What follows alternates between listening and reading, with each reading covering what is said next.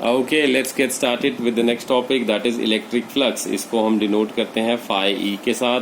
अगर electric flux के बारे में समझना है तो सर इसके लिए हमें कुछ इंपॉर्टेंट बेसिक टर्म्स को सीखना पड़ेगा।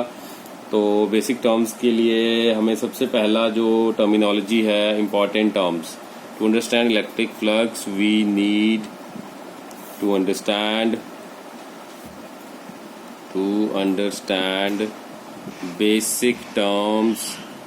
बेसिक टर्म्स लाइक नंबर 1, सबसे पहली टर्म हमें पता होनी चाहिए, that is area vector. What is area vector?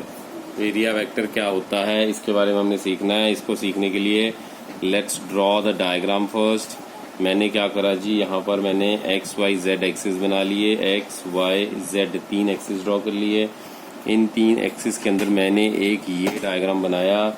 ये एक रेक्टेंगुलर शेप है, थोड़ा सा अच्छे से बनाते हैं इसको। रेक्टेंगल, लेटर से this is a rectangular shape. तो अगर ये एक रेक्टेंगुलर शेप है, इसकी डायमेंशन लेटर से मैंने बोल दी A B C D. Okay,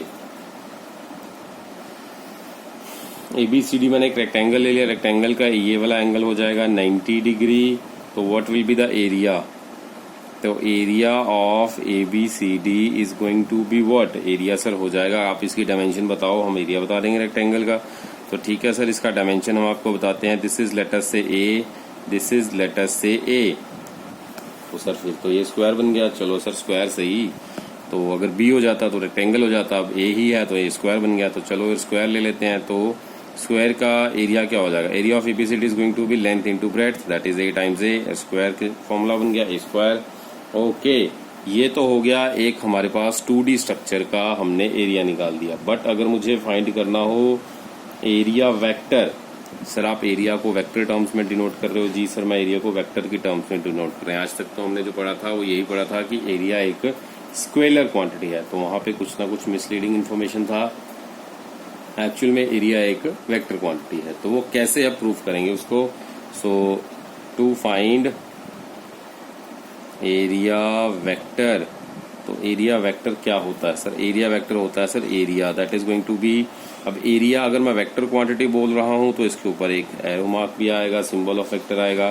तो दैट मीन्स अगर मैं इस रेक्टेंगुलर शेप की बात करूं, सॉरी इस स्क्वायर वाले शेप की बात करूं, तो इसमें आना चाहिए सर दो कोई भी कॉरस्पॉन्डिंग साइड्स का product, that is A B cross B C. दो साइड्स का प्रोडक्ट, ए बी ये है ए और बी सी ये है।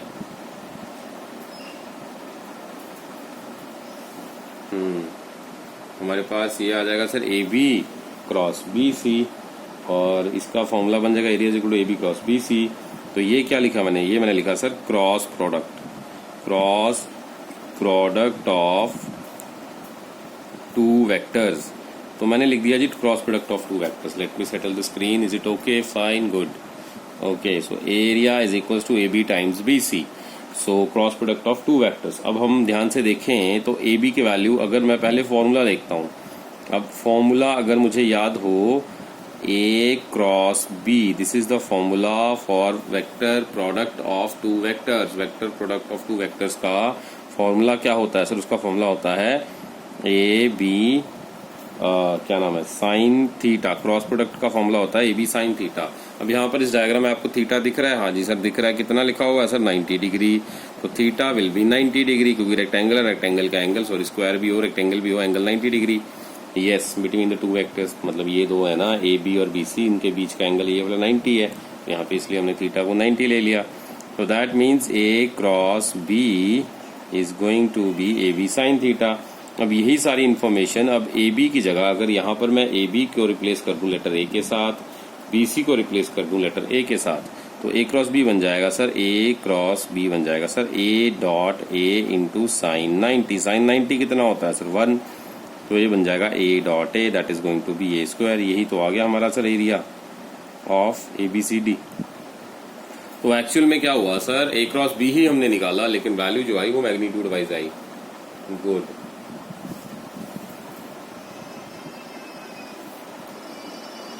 Okay, cool. सो एरिया आ जाएगा ए स्क्वायर। तो अगर एरिया ए स्क्वायर है तो डायरेक्शन अगर मुझे ढूंढनी है तो अब डायरेक्शन क्या होगी? डायरेक्शन दो वेक्टर्स की होती है perpendicular to the two vectors. Direction जो होती है, अब इसकी डायरेक्शन भी होगी क्योंकि सर आप ये बता रहे हो कि एक वेक्टर क्वांटिटी है एरिया वेक्टर, तो वेक्टर का आपने मैग्नीट्यूड तो सर यहाँ पे निकाल के दिखा दिया, अब इसकी डायरेक्शन भी बताओ। तो सर डायरेक्शन जो होती है दो वेक्टर्स की, मैं लिख रहा हूँ the direction of two vectors is always perpendicular to the two vectors, perpendicular to the two vectors either, या तो वो होगी प्लेन आउटवर्ड्स में और वो होगी प्लेन इनवर्ड्स में। Either it is in plane outwards और it is in plane inwards. तो या तो आउटवर्ड की तरफ होगी सर या तो इनवर्ड की तरफ होगी। सर क्लियर हुआ? नहीं हुआ? कोई प्रॉब्लम नहीं है, आई विल एक्सप्लेन। मैं बोल रहा हूँ कि अगर आर वेक्टर ले रही हैं, that is the cross product of two vectors, that is A cross B, R is A cross B, that means R जो होगा, R is perpendicular to the plane containing A and B, and direction of R will be given by, अब देखिए ये diagram जो हमने बनाया था इसमें x और y थे हमारे पास, x और y के हिसाब से अगर मैं देखूं तो क्या हो जाएगी वैल्यू ऑफ r। x और y के हिसाब से अगर देखें तो r is perpendicular plane, perpendicular मतलब AB जो है, ABCD जो हमारे पास डायग्राम है, इसमें जो AB और CBC का क्रॉस प्रोडक्ट हमने लिया था उसका जो प्लेन था वो कौन सा प्लेन था? सर वो XY प्लेन में था। तो अगर XY प्लेन के परपेंडिकुलर प्लेन की बात करूं तो सर वो कौन सा प्लेन होगा? सर वो Z प्लेन होगा, क्योंकि XY प्लेन के परपेंडिकुलर जो थर्ड प्लेन है वो Z प्लेन है। तो इसका मतलब इस क्वेश्चन में यहाँ पर ये Z प्लेन आएगा। सो दैट मीन्स हमारे पास यहाँ पर एरिया हो जाएगा, area vector A is equals to A square multiply by the direction, and direction is K cap. This is what K cap. K cap क्या है सर? के cap है Z डायरेक्शन, क्योंकि हम इसको अगर वेक्टर की फॉर्म में लिखते हैं तो हमें पता है कि x एक्सिस को हम I कैप से लिखते हैं, y axis is represented by J cap and Z axis is represented by K cap. तो यहाँ पर हमारे पास जो वैल्यू हो जाएगी डायरेक्शन की वो हो जाएगी Z डायरेक्शन। तो Z डायरेक्शन को वेक्टर की टर्म्स में हम लिखेंगे विद द K कैप। तो होप ये क्लियर हो गया। हाँ सर ये बता दिया आपने। एरिया अगर निकालना है तो वो होगा length into breadth, that is अगर स्क्वायर है तो side square, a into A square हो गया।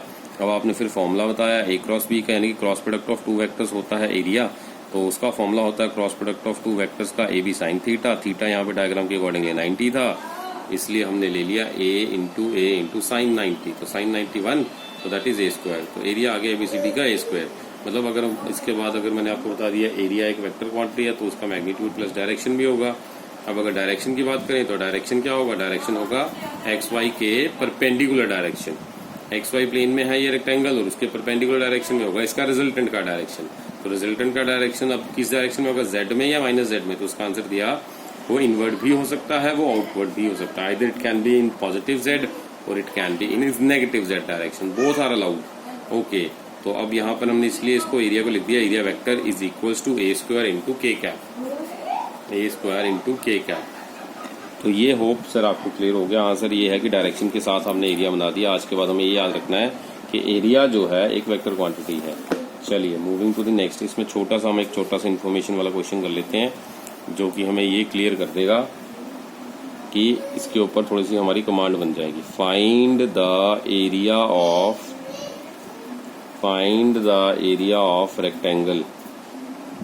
एक रेक्टेंगल दे रखा है आपको, डायग्राम में बना के दिखा देते हैं कुछ इस तरह से। इसका आपको एरिया फाइंड करना है।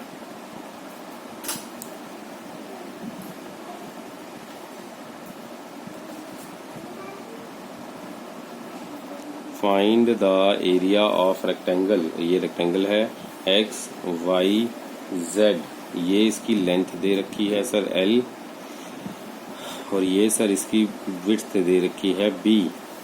ठीक है, अब एरिया क्या हो जाएगा sir? Area is going to be equals to, अब एरिया निकालना है सर, रेक्टेंगल का एरिया होता है सर लेंथ टाइम्स ब्रेड्थ, लेकिन इसके साथ हमने इसकी डायरेक्शन भी बतानी है। अब आप देख पा रहे हैं कि ये एक्स जेड डायरेक्शन में है। अब ये आप देख पा रहे हैं कि ये एक्स जेड प्लेन में है, तो इसका जो रिजल्टेंट होगा, resultant area, that will be perpendicular to the X Z plane. अब एक्स जेड प्लेन का परपेंडिकुलर कौन है? एक्स जेड प्लेन का परपेंडिकुलर है वाई। तो अब हमने वाई लेना है या माइनस वाई लेना है, तो आंसर इज कोई भी ले सकते हैं, क्योंकि as per rule it could be either Y और it could be minus Y. Y को कौन सी क्वांटिटी से रिप्रेजेंट करते हैं in vectors? Answer is J cap. तो it could be either L B J cap और L B negative J cap. तो दोनों आंसर इसमें सही हैं। होप आपको ये क्लियर हो गया। हाँ सर, आपने बताया कि रेक्टेंगल का एरिया होता है लेंथ इंटू ब्रेड्थ, तो यहाँ पर एल बी दे रखे थे तो एल इंटू बी, और इसके साथ क्योंकि वेक्टर क्वांटिटी है तो यहाँ पे वेक्टर का सिंबल आएगा, और इसके साथ हमने इसका डायरेक्शन भी बताना है। And direction of z is always, direction of area is always perpendicular to the cross product of two given vectors. तो given direction x Z plane में था, उसका रिजल्टेंट जो हमने निकालना था वो उसके परपेंडिकुलर में होगा, और परपेंडिकुलर इसका है वाई एक्सिस। तो वाई एक्सिस को वेक्टर्स में हम रिप्रेजेंट करते हैं जे कैप से। और एज पर द सिनेरियो हमने ये भी सीखा है कि जो दो वेक्टर्स का परपेंडिकुलर होता है वो हमेशा आउटवर्ड या इनवर्ड किसी भी डायरेक्शन में हम ले सकते हैं। तो इस क्वेश्चन में भी हम यही करेंगे। इसका या तो हम पॉजिटिव वाई या फिर नेगेटिव वाई, दोनों में से कोई भी ले सकते हैं। तो यहाँ पे हमने लेंगे पॉजिटिव जे कैप और negative J cap.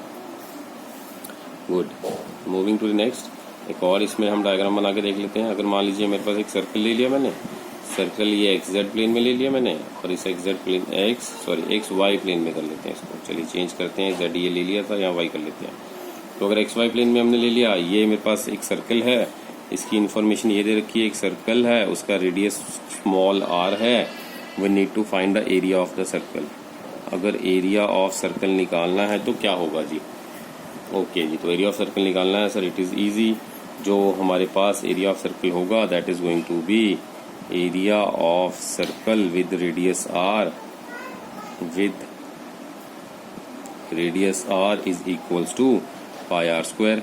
Area of circle होगा सर पाई आर स्क्वायर।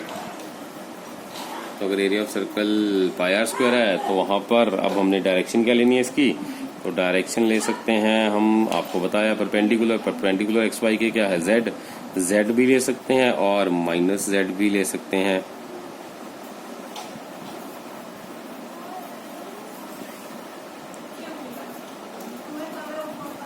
तो इसकी डायरेक्शन जेड भी ले सकते हैं और माइनस जेड भी ले सकते हैं। हम दोनों डायरेक्शंस आर पॉसिबल, हम दोनों डायरेक्शंस में इसको लिख सकते हैं। Okay cool, moving to the next one, next level. अब हम बात करेंगे ये कौन से डायग्राम्स हमने बनाए? हमने डायग्राम बनाए एरिया वेक्टर के, ठीक है। तो हमने डायग्राम बनाया एरिया वेक्टर, और ये कौन से स्ट्रक्चर थे? They are generally 2D structures. ये 2D स्ट्रक्चर्स बनाए हैं, सर्कल, रेक्टेंगल, स्क्वायर। तो 2D सरफेसेस के लिए एरिया वेक्टर्स 2D सरफेसेस के लिए आर कॉल्ड ओपन सरफेस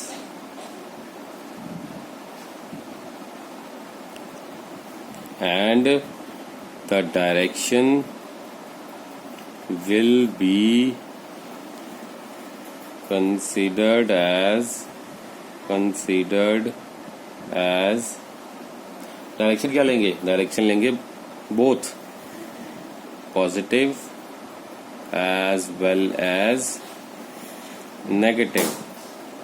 दोनों डायरेक्शंस ले सकते हैं, पॉजिटिव भी ले सकते हैं और नेगेटिव भी ले सकते हैं।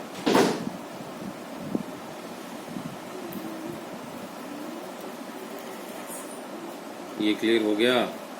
हाँ सर, आपने बताया 2D सर्फेसेस के लिए ओपन सर्फेसेस हैं, तो हम दोनों डायरेक्शन ले सकते हैं, पॉजिटिव भी ले सकते हैं और नेगेटिव भी ले सकते हैं। गुड। लेकिन अगर 3D स्ट्रक्चर्स हों, सो फॉर 3D सर्फेसेस तब क्या होगा? तब पहले तो इनका नाम सीखते हैं। 3D सर्फेसेस को they are called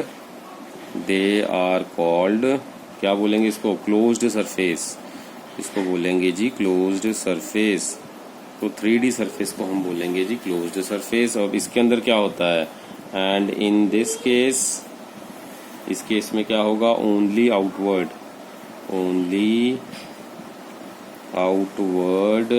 normal is considered. सिर्फ आउटवर्ड नॉर्मल जो है वो कंसिडर होता है। या फिर हम बोल सकते हैं as an area vector, as an area vector. सिर्फ आउटवर्ड नॉर्मल को हम ले सकते हैं एज एन एरिया वेक्टर। ओके, तो सर आपने बताया 2D सर्फेसिस के लिए ओपन सरफेस बोलते हैं और 3D सर्फेसिस के लिए हम बोलते हैं क्लोज्ड सरफेस। 2D सर्फेसिस के लिए डायरेक्शन जो होगी एरिया की वो पॉजिटिव नेगेटिव कोई भी हो सकती है, लेकिन 3D सर्फेसिस के लिए खाली नॉर्मल आउटवर्ड ही हम कंसिडर करते हैं the direction of area vector. Sir clear हो गया। सर इसका डायग्राम आपको बना के दिखा देता हूँ। This is going to be something like this. अगर मान लीजिए मैंने एक ये स्फेयर बना दिया यहाँ पर, समथिंग लाइक दिस, ये एक स्फेरिकल मैंने बना दी बॉडी। तो इस स्फेयर के लिए अगर आपसे एरिया वेक्टर पूछा जाए तो area vector will be always normal, और एरिया वेक्टर इसका परपेंडिकुलर आउटवर्ड होगा इस तरह से। This is going to be the area vector like this. इसके अलावा और कोई भी हम स्ट्रक्चर बना लें, लेटर से मैंने एक कोनिकल शेप बना दी, 3D स्ट्रक्चर है, इसके लिए भी area vector always perpendicular to the surface. ये सरफेस है, इसके परपेंडिकुलर होगा एरिया और आउटवर्ड डायरेक्शन में होगा। It's like this. तो होप सर आपको क्लियर हो गया आंसर। बस 3D सर्फेसिस के लिए नॉर्मल सरफेस आउटवर्ड, इनवर्ड वाला नहीं अलाउड, लेकिन 2D में अलाउड, दोनों डायरेक्शन पे इनवर्ड आउटवर्ड दोनों अलाउड। तो ये